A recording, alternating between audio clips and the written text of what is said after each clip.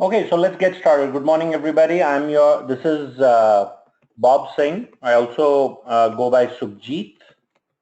I'm your host for Introduction to SQL course at the Enzo College here in winter 2017. What I plan to cover today agenda-wise is talk to you guys about the course. We are going to get into the first topic, introduction to database features, and I'm going to try and prepare you for the first assignment.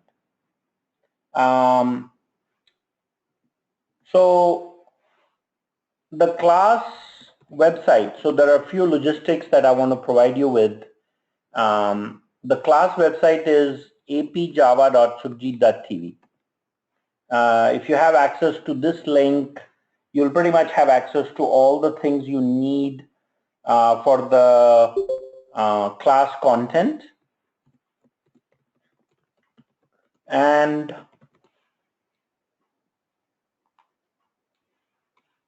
the video recordings. I have office hours this quarter from 1 p.m. to 2:50 p.m. on Monday, Wednesday. If you do have questions, you can call me at this number.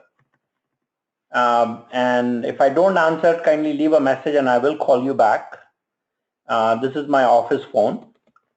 And my office location is in building F5. If you are on campus and you want to talk in person, you're welcome to do so either during office hours or schedule time. As far as this course goes, what is being covered in this course?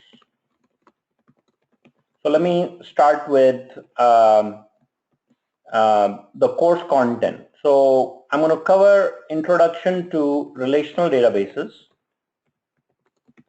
and teach you the SQL language, which stands for Structured Query Language. In this course, the Structured Query Language coaching is split into two parts. One is understanding the data query language. This is one part, which is basically learning the select statement. Working with the select statement enables you to retrieve data from the database. And we're going to be you're going to do about 5 labs on learning the select statement. In particular, you're going to get into learning, getting the data from one table and multiple tables using joins.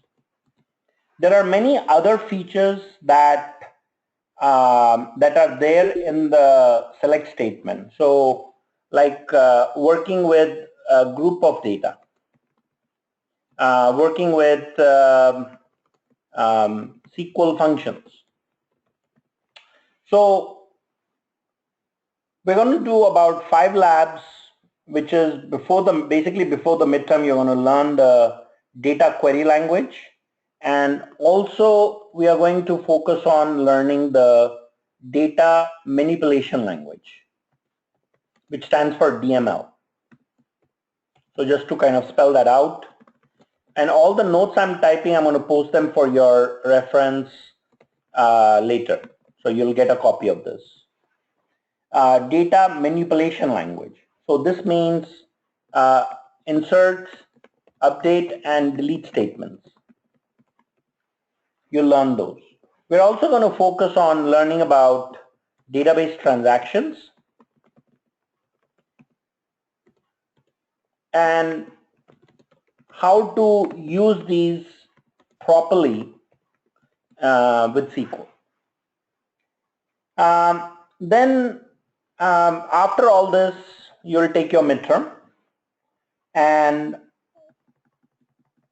after the midterm, we are going to focus on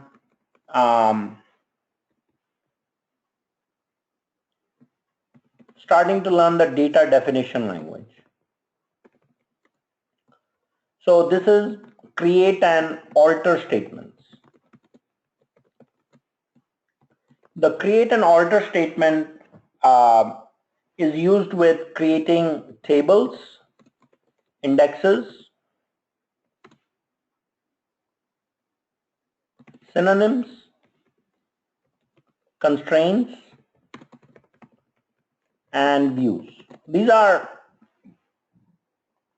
different types of database objects that you will be learning how to create and use.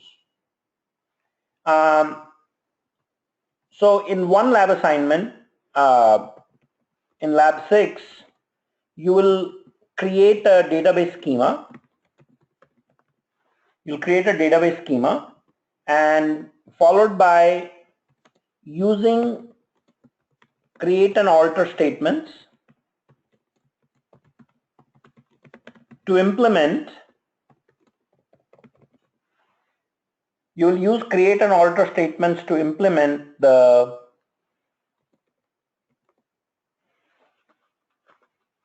database schema you have created.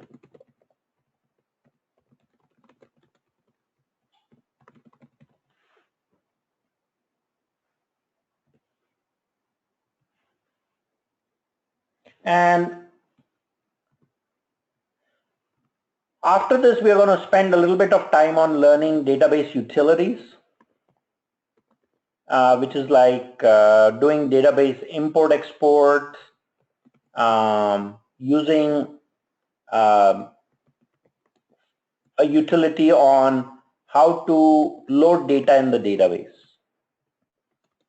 And we'll wrap up with learning the database security, on how to create, understanding the architecture of the database security, and learning data definition language for managing roles and users.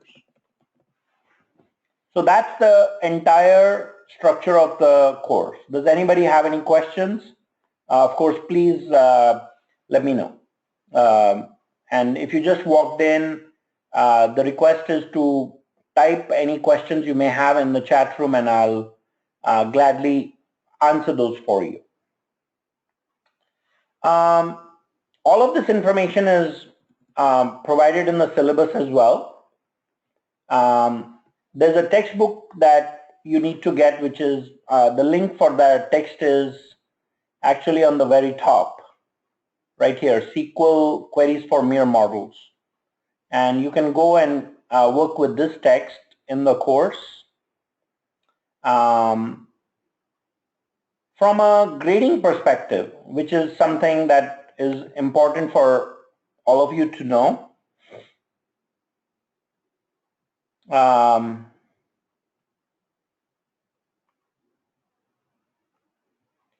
your grading distribution is like this. Labs are 30%, midterm 30, and final is 40. You must pass the final to get a passing grade in the class. I've got a assignments page that gives you all the due dates. I've also got week for week what you can expect, what topics will be covered by week is provided here. You can, I've left the recordings for the last time the course was taught right here.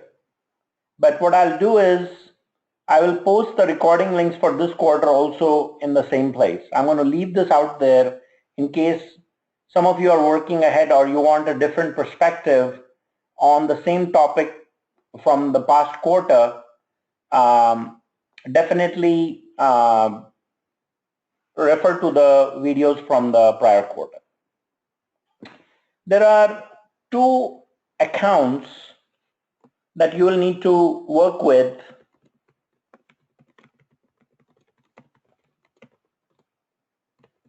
the Oracle database. One is a Unix account that is created by you.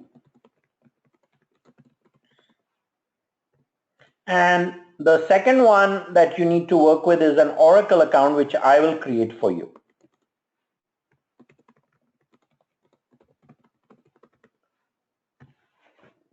So I am waiting for the class list to settle, and I'm assuming that most folks will make a decision on adding the class by Friday with all the ad codes that have been sent out. And what I plan to do by Friday end of midnight is email you all your Oracle account information.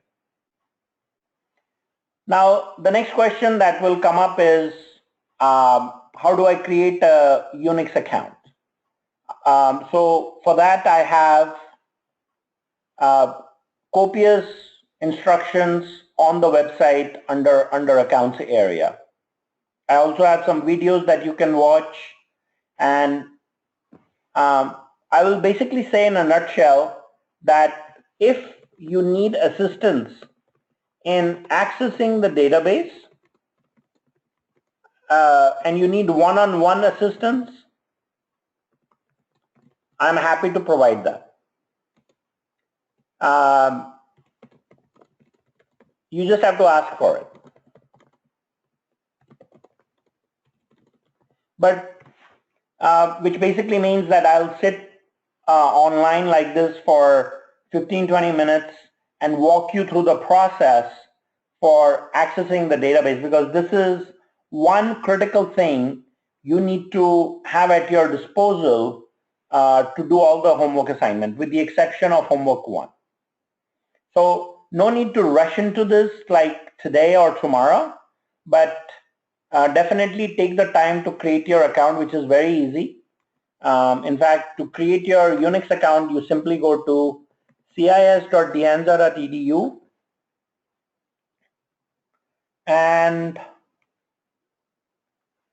there is a link right here that you can see which says create your business CS computing lab account. Just click on this and put in your information and submit for account creation.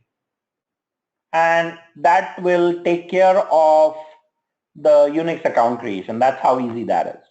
And then when you get the email for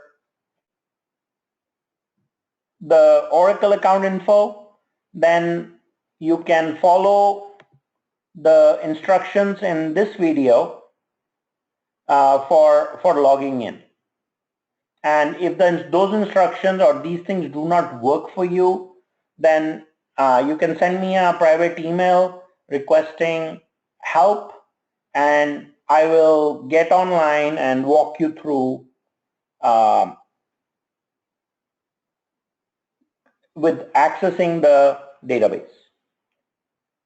Everyone can still hear me and can see the desktop, yeah? Just a response from a couple of you just to make sure I am okay, perfect.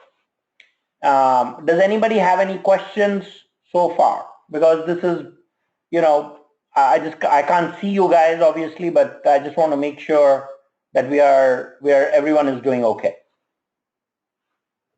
Any questions about the course and topics that we are going to be covering in this course, or anything on the syllabus? Everybody's okay on that?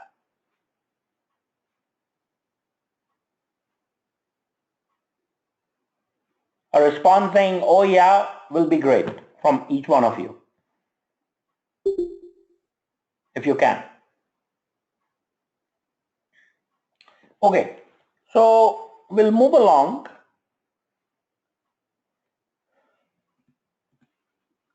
And we're going to talk next about the topic of introduction to basic features of the database. I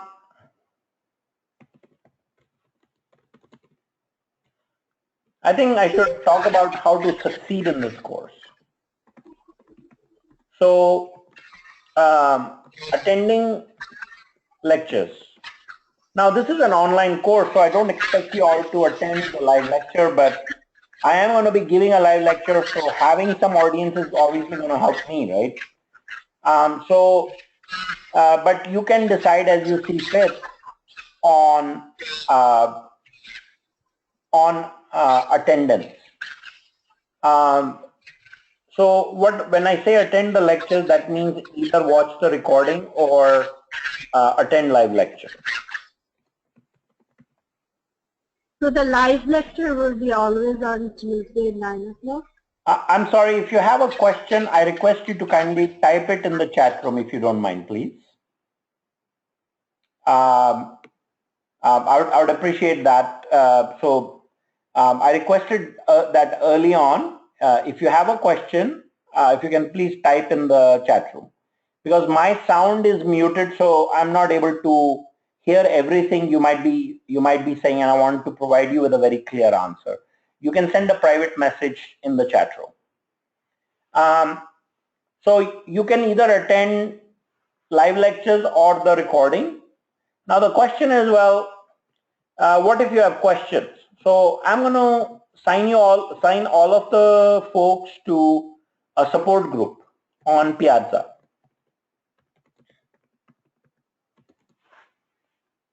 So this will be an invitation that will be sent out to all registered students. And that will be the place where you all can post questions regarding issues that you may be running into, technical issues you may be running into, and you'll definitely get the support. Finishing your assignments on time is going to be very helpful. The other thing is that is requested here is that ask for help earlier than later. No question is there are no questions that like you might say, well, if I ask this question I kind of feel silly. Never a chance. Please ask any question. If you feel like you don't want to ask a question on the discussion board, you can post a private message there or send me an email. The live lecture is 9 a.m. once a week for an hour and a half. It might go a little longer, but depending on the day, but you can expect to be online for about an hour and a half to 2 hours. The other thing here on success in the course is apply all, read through the content, and most importantly, apply it in the lab assignments. Your lab assignments are key for your success. Lab assignments are going to help you fare well in the midterm and final, because those are the things that are going to teach you the concepts that I'm asking for in the exams. Okay? So the Windows account is something that you would use if you end up on campus using one of the computers in the lab. That's what the Windows account would be used for. And that login ID should be the same as your, the ID that you created when you go online. Okay? Any other questions, folks, you may have? Again, the request is to please type the questions in the chat room.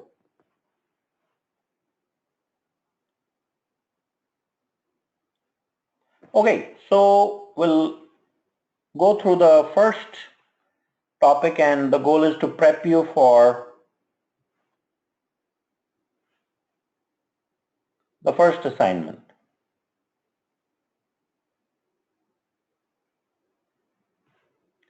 So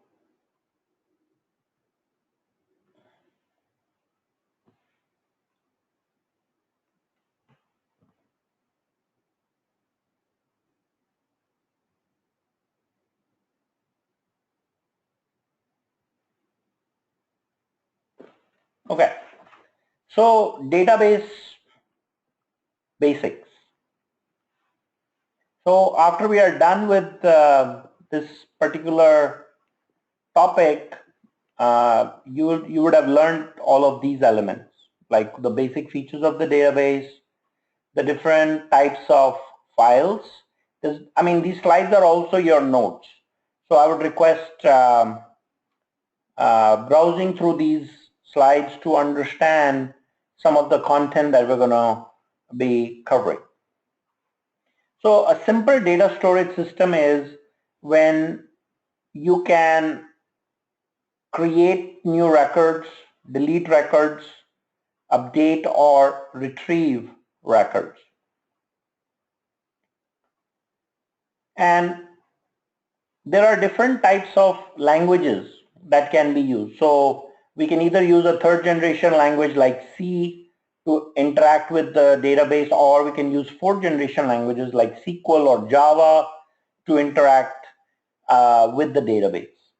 And oftentimes today web applications and mobile applications are used to interact with databases. So obviously there's a variety of development tools, variety of reporting tools that are out there that enable you to access information from the database. Now, this is a historical perspective of databases. So when we start off, if you have a text file, which is basically used as a record management system or a spreadsheet. So the point is that if you use flat files as shown, the three examples that are shown here, you will have columns that will basically be consistent for all the rows in the file. And you can manually search for records to remove or add or change. Obviously, for small databases, that is fine. But when you end up with millions of records, then you end up with creating a system that is a little more efficient and automated. And that's where the database systems come in. And there are a variety of those from a historical perspective as well. Because you have hierarchical, network. Hierarchical databases are where you take the concept of parent-child relationship, which I'll be talking about in the topic in the discussion today.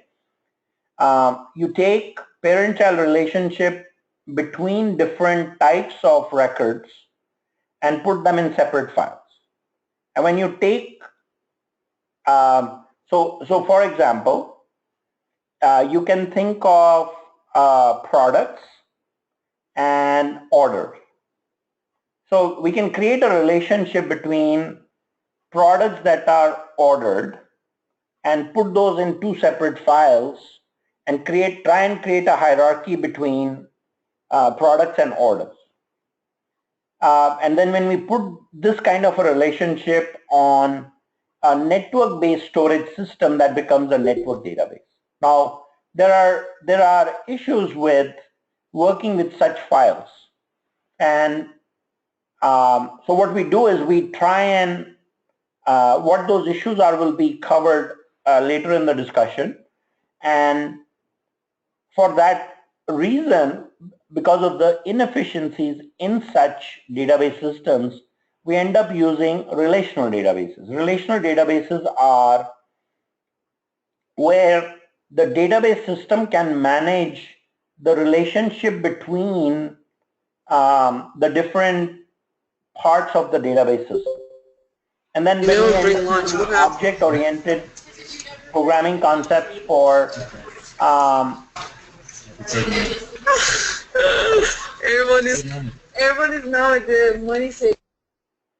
When we end up using object-oriented programming concepts for database systems, then we have the object-oriented databases, essentially. So Let's talk about the flat files and issues that I was talking about a little bit earlier. So let's say we have a customer order and product file. We are saving these in 3 different text files, and these are the columns that are used in maintaining the records in each file. So customer has name and address, and there's a customer ID, and then in the order file we have the customer that is ordering the product, the order number, what product and what quantity. And so and in the product file we have name, price, and description. So there is really no links between these files, but there might be programs that are used for managing the creation, deletion, or addition of records in these or additions in these specific files. So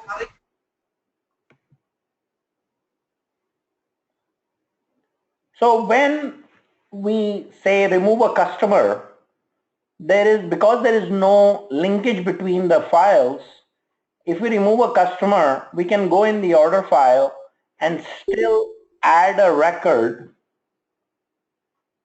for a customer that does not exist in the customer file. Or by the same token, we can also create orders for products that may not exist. And that's what the relation or lack of relationship is. When we end up creating a link between the different files, that is a relation. That's a creationship of a relation. So point being that when there is no linkage between these different files, we can get data inconsistency. Like with the 2 examples I cited a little bit earlier, you can create an order for a product that does not exist, or you can create an order for a customer that is not in the customer file. If you end up deleting a product and there are existing orders, that can be done easily by the program. So such data inconsistencies have to be looked for, and if you don't have a relational database, you have to manage those in the programs you have to manage those in the programs that are written to manage the storage structure. So now in our database, what we do is we create, instead of these text files, we end up creating these tables. So a customer, order, and a products table. And what we're going to do is create links between these tables. So we're not creating a text file anymore. What we are doing is we are creating tables, which basically can be thought of as the multiple spreadsheets in the same database, except we end up linking. Now, to the question, what is a relation? A relation refers to these links. So when I have a customer table, I'm going to create customer ID as a unique key, or there's a term we use called the primary key, which basically means that every time I create a new customer record, if I take customer ID as a primary key, I'm going to make that a unique ID. So every new customer added will get a new ID like 1, 2, 3, and 4, and so on. Now, same thing with order ID, same thing with product ID. I can make all of those as primary keys. So whenever I insert a new order, I'll get a unique value.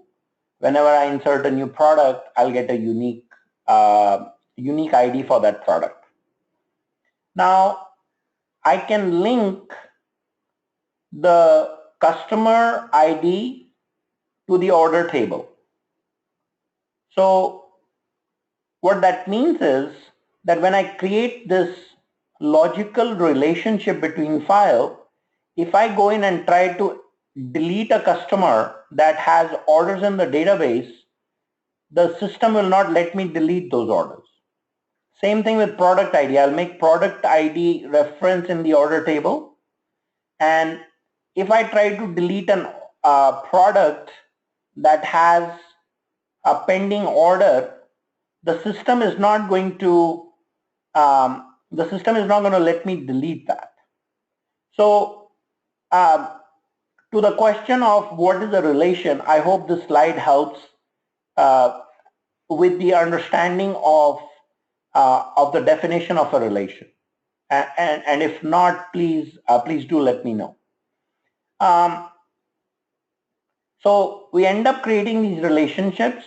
So when we end up changing the data in these tables, then the database will disallow those changes. So we don't have to write additional programs like we were here for managing the change. To illustrate this a little bit better, let me just pull up an Excel sheet to demonstrate this very quickly. So just for simplicity, let's take employee and department. Can everyone see my this spreadsheet, right? So let's say employee has ID, name, and salary, and department. And department table has ID, name, and location. So I have a employee table. So let's go in and add a few departments. So we'll say department ID 10 is sales in location Chicago. 20 is engineering, also in Chicago. And let's add a few employees, like 3 of them.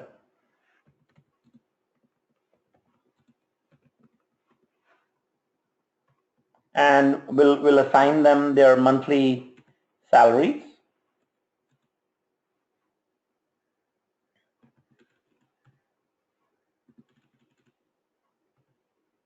And we'll do a department assignment.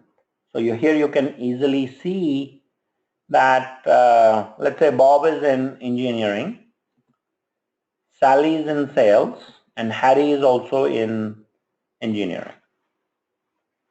So when we talk about creating a relation and a link, what we are doing is linking this row with this value in another table. Am I making sense here, everyone? So I'm going to take department ID 10, and when I refer to 10 in the employee table, I basically am creating a link saying that Sally works in sales and the location of that is in Chicago. That's what a relation or a link does. Okay? That's why the relational database. So now here are a few things that will happen. Like if I try to delete department 10 from department table, this will generate a database error. It will say, first go get rid of the employees or data that is linked with department 10 in employees table, then come back and try to delete this. Okay? So now if I go and insert a record in employee table that has for say department number 30, I'll also get a database error. Why? So let me just try it. Let me just demonstrate, just show that in the sheet at least. So let's say we have Barry with salary of 16,000 or 26,000, I guess, going in department 30. So this insert, when done, will generate an error because department 30 does not exist in the department table. Okay? So this concept, these two ideas are, we use a term referential integrity that is maintained by using relationships between database tables. Okay? Can I get a response from each one of you? Does everyone understand relations and the concept of referential integrity as highlighted? And does anybody have any questions? Okay.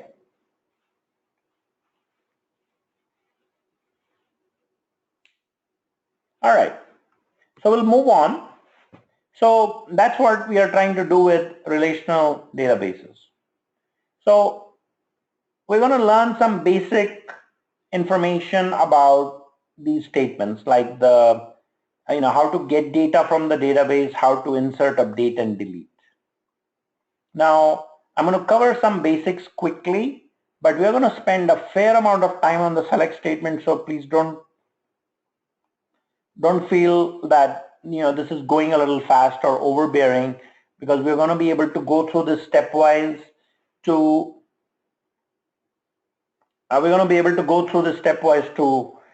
learn this more in detail. So the select statement, it helps you get rows and columns from a table. So I'll leave this on the side here as I am trying to do some demos. At least just this is a visual demo. This is definitely not a relational database, and you'll be using SQL for query. But a visual thing is that I can either bring out, using a select statement, I can bring out all the rows, or I can say, give me the ID and the salary. So just those two columns. I can also say, just give me data for ID 2 and ID 4.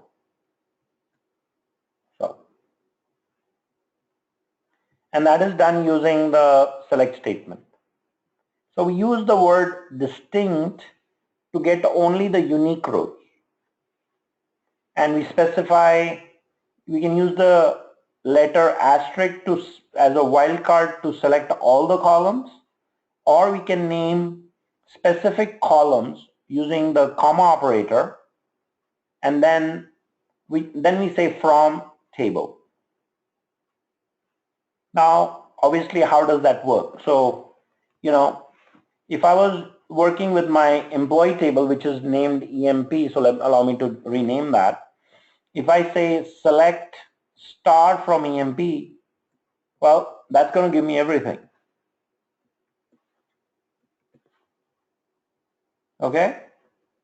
If I say give me the name and salary from the employee table, so then that's going to give me all this data. And if I say select distinct name, if there are two individuals with the same name, so if I just for fun change this to Harry, then the third select statement that you see is only going to show me the value of the name Harry once in the output. Okay? Basics of the select statement. Okay?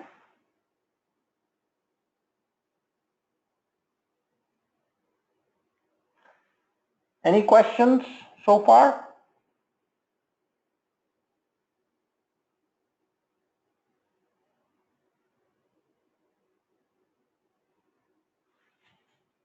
Okay, so we'll keep going. The next thing is an insert. See, Excel is easy, right? You just point and click and add the row. But with SQL, you have to use this statement, insert into table. So the table name is EMP.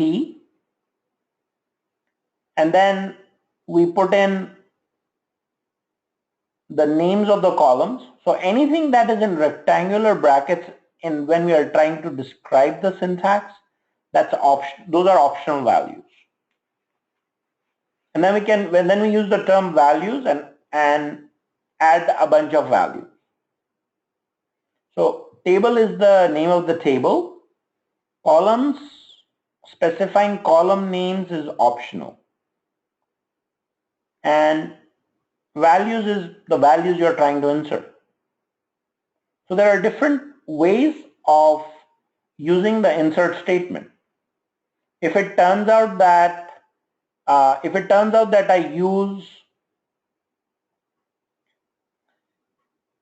don't use column names, then I have to insert values in the order of the column specified when the table was created. So what that means is that when I created the table, I specified ID, name, salary, and department number in that order, then I just specify the 4 values accordingly. And when I do the insert, I should make sure that whatever value I used for department ID actually exists in the database. So to show you some examples of this, here we are. We say insert into employee values, and we are specifying values in the order of the columns specified. So then we have the update statement. Like I said, this is a light introduction to the different types of statements. We're going to spend a fair amount of time going through these in detail. Update is used to modify rows in a table.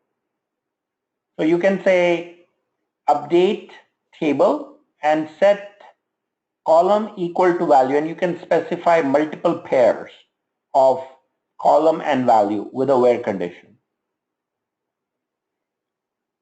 So the idea is of the set value is the new values that you want to add, and the where condition is to limit the rows that will be updated by you specifying a condition. So if I say update EMP, set salary to 3,000, and I say where name equals the name of the person, then only the salary for that one person will change. If I don't specify the where clause and I say update EMP set salary to 3,000 semicolon, what happens is the salary for all employees will be set to 3,000, which might not be a good idea.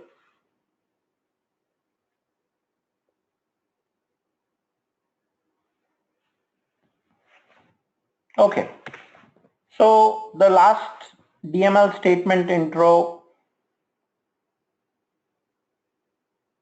Can you add multiple records using a single insert statement? No, you cannot. You can only add one record at a time, not multiple. So then deleting the rows from a table. Well, the way that is done is right here. We say delete from table with the where condition. So here if we just say delete table, that will remove all the rows in the table. And then if we specify the where condition, that will, like the update statement, limit deletion of specific rows. So like here, we are saying let's delete from employees where salary is 1,000. So all employees that have a salary of 1,000 can be deleted from the employees table. So this should give you enough to go off and work on the first assignment. So let me bring up the first assignment on the website so we can look at it together.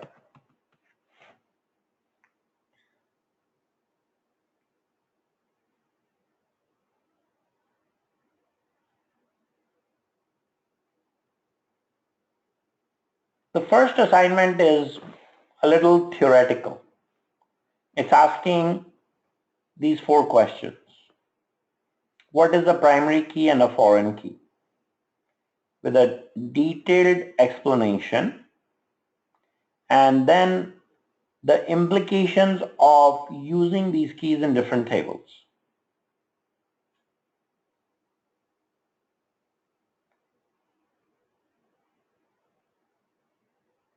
What is a data dictionary? This is something we have to yet talk about. So inside the database, you get a set of tables and database objects that keep information on the database. Like when I create the employee table, how many records are in that table? What is the size of that table? What location inside the database is it stored in, and so on. That is all the information that is kept in that kind of information is kept in the data dictionary. Then we have the significance of a column and a row in a table, and the concept of referential integrity that I explained earlier. So assignment 1 is fairly easy, and what you want to make sure is you understand these concepts and respond to these questions in detail. Please don't give one-liners, but try and give examples. Do your research, review the notes, and respond to this lab. Okay. So that's the first assignment. So the next thing I want to get into a bit is the Oracle database itself. Now you guys are going to be accessing the database remotely. So you will log in to you'll create a session and then log into the database from your local computers to a database that is in the De Anza's data center. This picture shows you when you log into the database, that database has two parts. It has the physical files for the database, and then there is a concept called an instance. This is Oracle, and we are going to be working with Oracle database. So it's a Oracle database is a shared environment between multiple users. So when we talk about the database itself, database only refers to the physical files that contain tables and indexes and all the database objects that you put inside it. To access those data files, we use an instance which has process or a set of processes and memory. Memory in Oracle is called the System Global Area, SGA.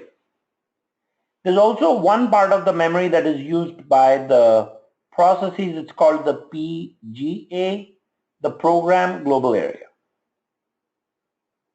And the interaction of an instance with the database, understanding that will be covered in more depth once you start working with the database.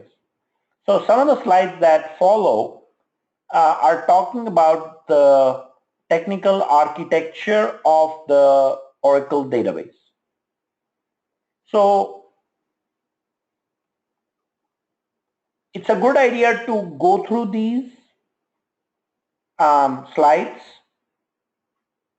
but don't take the technical content too seriously at this point in time, because what I tend to do during the quarter is revisit the Oracle architecture towards the end of the quarter, because at that point in time you have worked with the database and you begin to understand the terminology a lot better.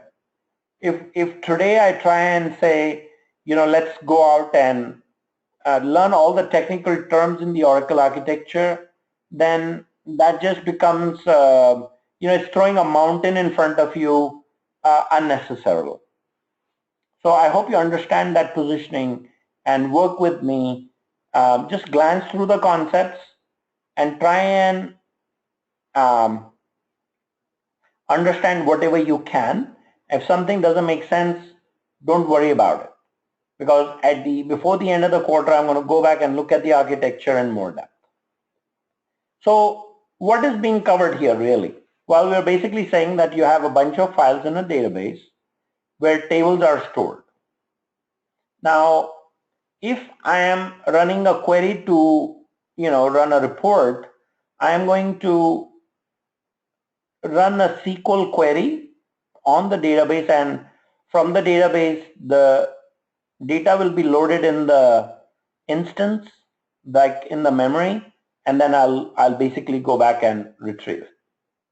So when we talk about a table in a database, there is really not like a spreadsheet that is being stored physically in the database. It's a logical structure, and the row and column creation is actually just a mindset that we use, but how it's stored in the database is actually quite different. It's stored in the database in these physical files, not as a table, but in other form factors, which is what is kind of encapsulated from you at this point in time, but will be explained down the road. So now we get to a little more on referential integrity. So we have the employee table, we have the department table. Employee ID is the primary key, as you can see here. Department ID is the primary key in the department table. And when we create department ID in employee table, we are trying to make that a foreign key to refer to the primary key in the department table. Remember those links I was showing you earlier in Excel? So this picture is reasserting that. So Durand works in department 30 is linked to sales. Khan to department 40 linked to operations, and so on. So that's the concept of primary key and foreign key that you're expected to describe in the assignment. And I would request you to describe it with an example of a one that you come up with. You know, try and come up with something different, like maybe courses and sections, or names and addresses. So like, what if a person has lived at multiple addresses? So you might have person information and address information, right? So to talk a little bit more about the table, there are 3 attributes, right? There are 3 attributes and 3 columns in this table. And in the employee table, well, we have a ... in between, but when you in fact create the employee table, it's 8 columns. And because we have 4 departments, we have 4 rows. We often create indexes. You know, an index is a concept which is very similar to the index created in the back of your book. So we just went through the employee table details, and there is one column added here, which is the row ID. Row ID is the internal column that the database assigns to keep track of each row, and it uses that to build indexes. So if we say, I want to build an index on the employee ID, so we'll take these 2 columns and create another table. Why do we create an index? So we can look up information quickly, right? Just like in the back of the book, we look up a concept and we say, I want to learn about select statement. Select statement might be on page 357, and then you go look up page 357 and you find the information quickly. The same thing we are doing in the database with indexes. We take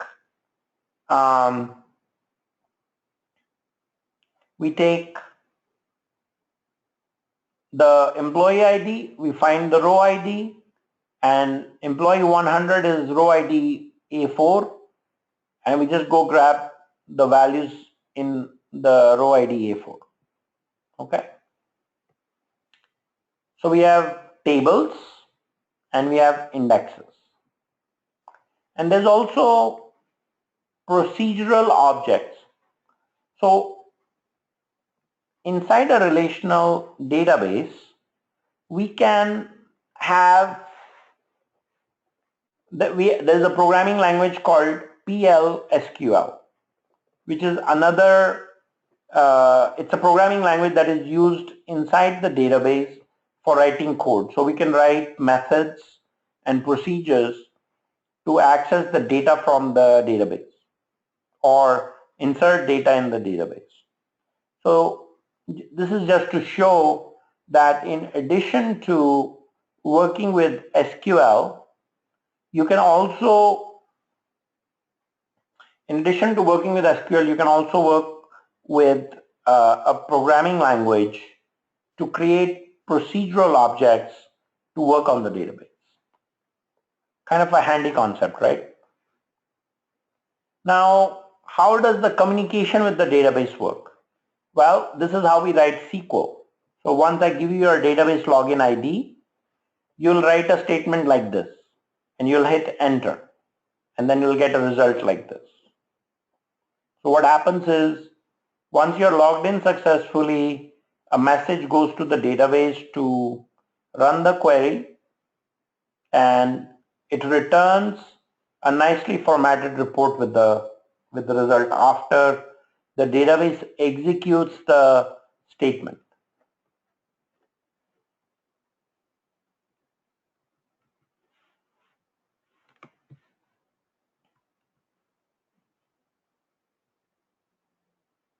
So this should give us a start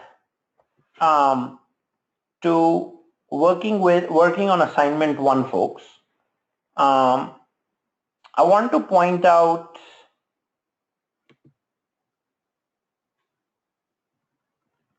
this slide deck. It's called the Oracle architecture. And this was what I was specifying earlier, that you all might take a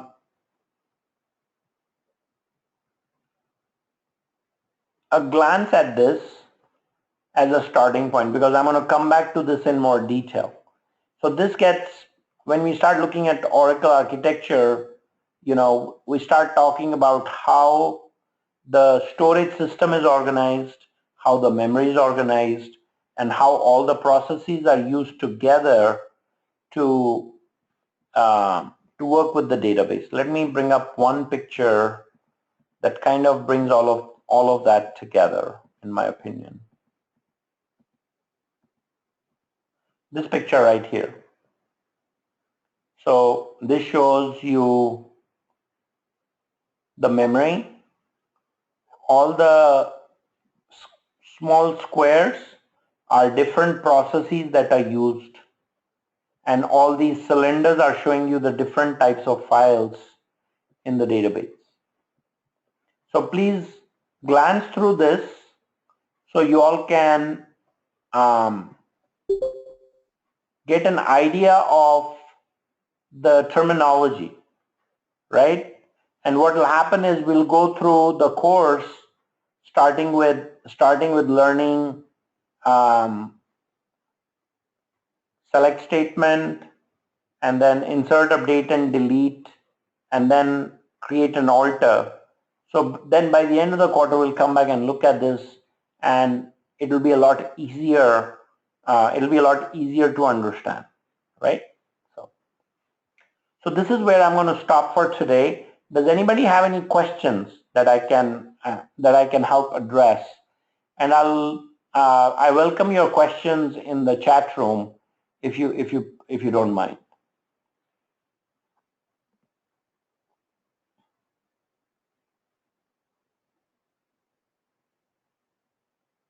All right, guys, then this is all for today. I will see you all next week. I will be emailing you your Oracle IDs with instructions on how to access. And I'll see you all same time, same place next Tuesday, which will be the, I guess, 17th, right? Yep, 17th from 9 to 10:30. And sometimes we might go a little over depending on the topic we are talking about. Okay? Have a great Tuesday, everyone. We'll see you next time.